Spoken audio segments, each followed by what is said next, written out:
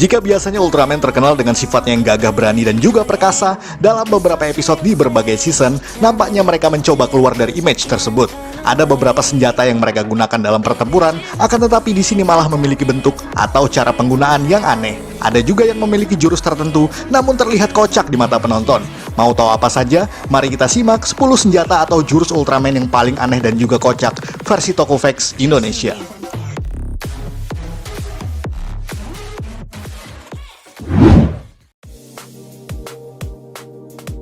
Ultra Bubble Ultra Seven. Siapa yang tidak tahu dengan Ultraman pada season kedua franchise ini? Siapa lagi kalau bukan Ultra Seven? Serial yang tayang pada 1967 tersebut memang mengusung keunikan tersendiri, terutama bagi sang protagonisnya yang memiliki banyak perbedaan konsep dengan season sebelumnya. Ultraman yang satu ini pun jadi yang terfavorit lantaran juga mempunyai jurus-jurus pertarungan yang hebat. Salah satunya adalah dapat menyusut ke ukuran manusia normal atau ke ukuran mikroskopik sekalipun. Seperti pada episode ke-31 berikut, di mana menjadi debut untuk kaiju baru yang disebut Dari. Singkatnya, monster ini memiliki parasit yang menempel pada bunga dan menyebabkan seorang gadis terinfeksi serta jatuh tak sadarkan diri. Dokter pun menyerah dengan situasi tersebut lantaran tidak ada satupun cara untuk menghilangkan parasit barusan. Dan satu-satunya cara ialah Ultra Seven harus menyusut ke ukuran mikro untuk dapat masuk ke organ dalam wanita tersebut agar bisa membasmi parasit Dari. Walaupun sempat mengalami kesulitan, pada akhirnya Seven pun bisa melumpuhkan Dari dengan cara menembakkan jurus yang disebut Ultra Bubble, yakni sebuah projectile yang berbentuk gelembung sabun. Ya, agak aneh untuk sekelas Ultra Seven, bahwa walaupun dengan segala jurus dan semacamnya, pada akhirnya mengalahkan monster barusan hanyalah dengan menembakkan gelembung saja.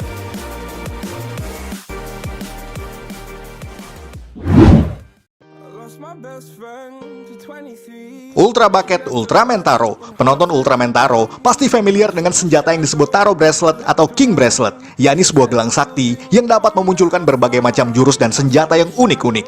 Seperti pada episode ke-48, di mana bumi kembali kedatangan kaiju dari angkasa lepas yang bernama Veron. Veron sendiri dikenal sebagai kaiju pemabuk karena kebiasaan yang suka minum alkohol, suka menari dan mendengarkan musik. Bahkan kekacauan di Tokyo adalah karena Veron mulai kehabisan minuman. Dan strategi Ultraman Taro kali ini adalah bagaimana caranya membawa Veron kembali ke angkasa lepas. Episode ini mungkin jadi yang tersantai dan teringan karena plotnya yang cukup mudah untuk dipahami. Bahkan ada adegan tarian oleh Taro untuk dapat menenangkan Veron. Dan seperti yang kita sebutkan di atas, King Bracelet pun digunakan untuk memunculkan sebuah ember berisi air. Fungsinya juga cukup klise, yakni menyiramkan air tersebut untuk menyadarkan monster Veron. Dan benar saja, kaiju ini berhasil ditenangkan dan akhirnya bisa dibawa ke angkasa luar. Adegan ini jadi salah satu yang paling legendaris dan kerap jadi bahan lelucon di dunia maya beberapa tahun silam.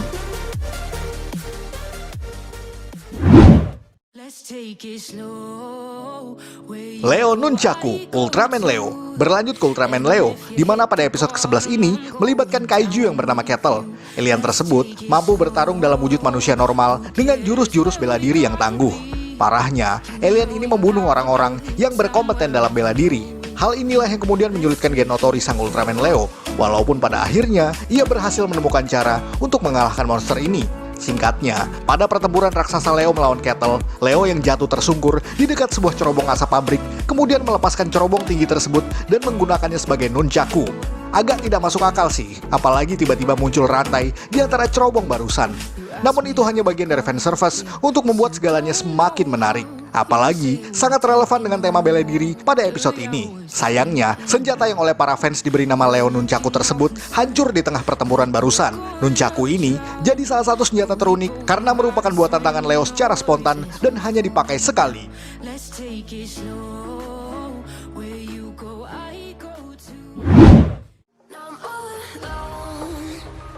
Leo Brella, Ultraman Leo. Masih di Ultraman Leo, di mana pada episode ke-26 ini juga ada senjata yang tidak kalah lucunya. Anda ingat Ultramantle? Yakni sebuah mantel ajaib dari Ultraman King yang dapat diubah menjadi objek apapun sesuai dengan keinginan penggunanya.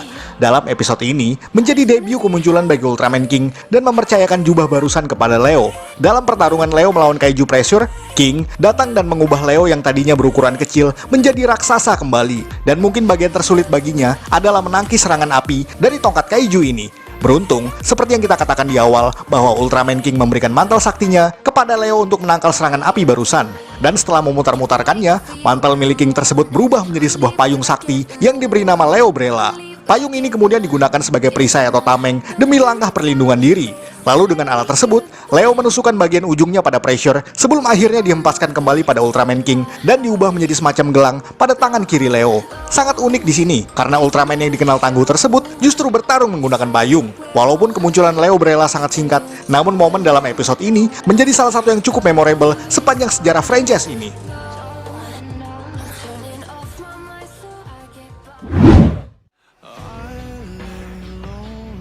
Pinwheel Ultraman Leo. Segmen kelima ini juga masih seputar Ultraman Leo yang kali ini ada pada episode ke-30.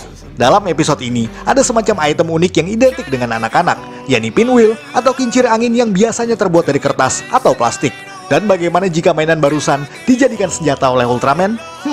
Dimulai pada pertarungan antara Kaiju Roland melawan alien magma di sebuah lokasi. Uniknya, pertarungan itu disebabkan oleh Roland yang menolak untuk dinikahi oleh magma Seijin tersebut. Ya, Roland adalah kaiju betina. Singkatnya, pada pertarungan selanjutnya, alien magma yang hampir berhasil melumpuhkan Roland kemudian digagalkan oleh Leo. Di tengah pertempuran ini, Leo memunculkan sebuah pinwheel yang sebelumnya diberikan oleh Roland atas kebaikan hatinya yang telah menolong monster itu. Lucunya, pinwheel tersebut kemudian dilemparkan pada alien magma dan menancap pada bagian dadanya. Sungguh sebuah senjata yang sangat unik, di mana alien legendaris sekelas magma berhasil dikalahkan hanya dengan sebuah mainan anak-anak.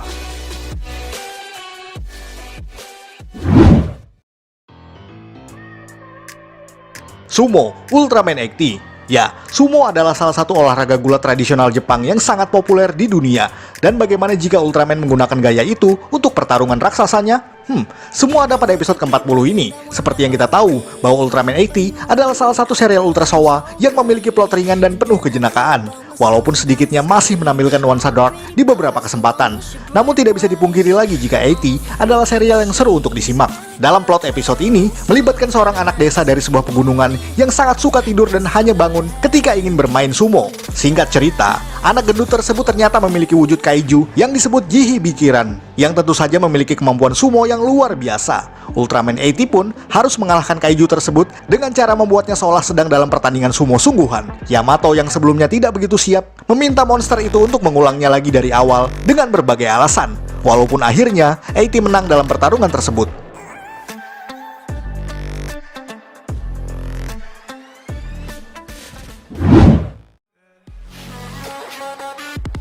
Ultra Balloon Ultraman Dyna. Ultraman kedua di era Heisei ini juga punya beberapa episode yang lucu. Salah satunya ada pada episode ke-8. Dalam episode ini, Dyna harus berhadapan dengan kaiju yang bernama Baon yang muncul di sebuah pedesaan. Meskipun Baon secara visual tidak berbahaya, ia masih menjadi gangguan dan ancaman karena gelombang tidurnya. Hal itu memaksa Super Guts untuk mencoba menerapkan beberapa taktik demi memancing monster itu menjauh dari desa. Ketika pertarungan raksasa dimulai, Dyna tiba dengan gaya sumo sama seperti Ultraman 80 di segmen sebelumnya tadi. Dyna pun sebenarnya agak kewalahan karena gelombang tidur yang Baon hempaskan padanya. Melihat bahwa monster ini memang kekanak-kanakan, Dyna pun harus berpikir bagaimana mengalahkannya tanpa harus membunuhnya. Ia pun tidak kehabisan akal dengan membuat gumpalan energi berwarna merah yang dibentuk menyerupai balon dan melemparkannya ke udara. Baon pun kemudian menjadi sangat senang dan mencoba menangkapnya, sebelum akhirnya Dyna berhasil meraihnya untuk membawa monster ini menjauh dari bumi.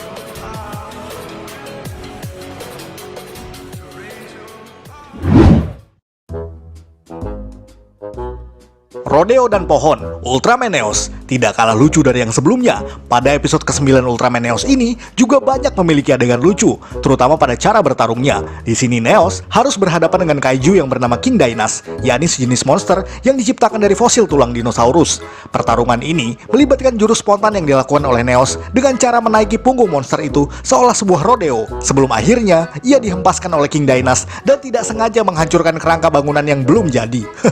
Neos pun mencoba menyusun kembali bangunan tersebut walaupun hancur lagi setelah kakinya digigit oleh Dynas. Bahkan ia juga menghancurkan bangunan-bangunan lainnya saat keadaan diseret. Kemudian Ultraman ini mencoba menyumbat hidung Dynas untuk bisa lepas dari gigitannya.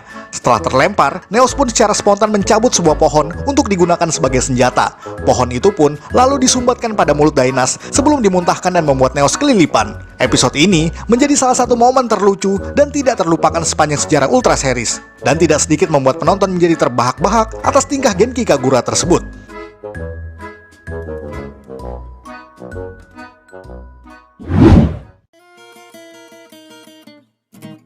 Jurus di pertarungan perdana, Ultraman Rubu, melompat sedikit ke tahun 2018, di mana menjadi tahun untuk debut penayangan Ultraman Rubu.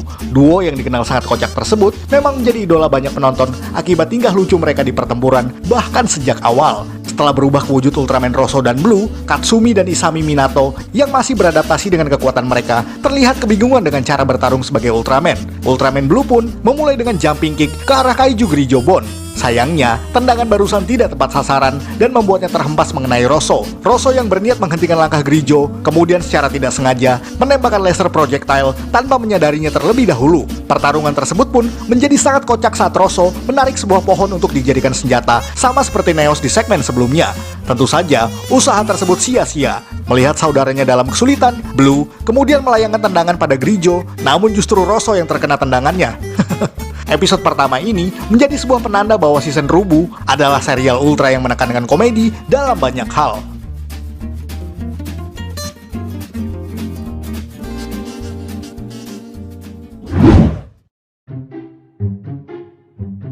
Lupa jurus, Ultraman Max. Dan yang terakhir sudah pasti momen dalam Ultraman Max, serial Ultra pada tahun 2005 yang memang mengusung plot ringan dan juga menggelitik. Seperti pada episode ke-16 ini, di mana bumi kejatuhan 3 meteorit yang memancarkan sebuah gelombang yang mampu menghapus ingatan orang-orang. Tidak terkecuali para anggota Dash, bahkan Kaito Toma sang Ultraman Max sendiri. Setelah ditelusuri, ternyata meteorit barusan adalah 3 kaiju berwujud kucing bermata satu yang disebut Mike, Kuro, dan Tama. Kaito yang kesulitan mengingat siapa dirinya, lalu tidak sengaja berubah ke wujud Max tanpa ia sadari. Dan dari situlah segala kelucuan dimulai. Max yang muncul dengan penuh percaya diri, kemudian terhenti saat ia lupa dengan jurus-jurusnya. Max pun kemudian membuat gerakan-gerakan konyol dan aneh, namun justru membuat monster Kuro ini terdiam karena bingung dengan tingkahnya. Max yang sudah lelah mencoba berulang kali, kemudian menggarukkan kepalanya, tanpa ia sadari bahwa itu adalah cara untuk memunculkan Maximum Sword. Senjata berupa bumerang itu kemudian jatuh ke dalam air sebelum akhirnya diambil kembali oleh Max. Episode ini pun menjadi momen terlucu sepanjang sejarah Ultraman dan tidak jarang menjadi meme yang tersebar di internet beberapa tahun belakangan, bahwa Ultraman sekalipun masih bisa lupa dengan jurusnya sendiri.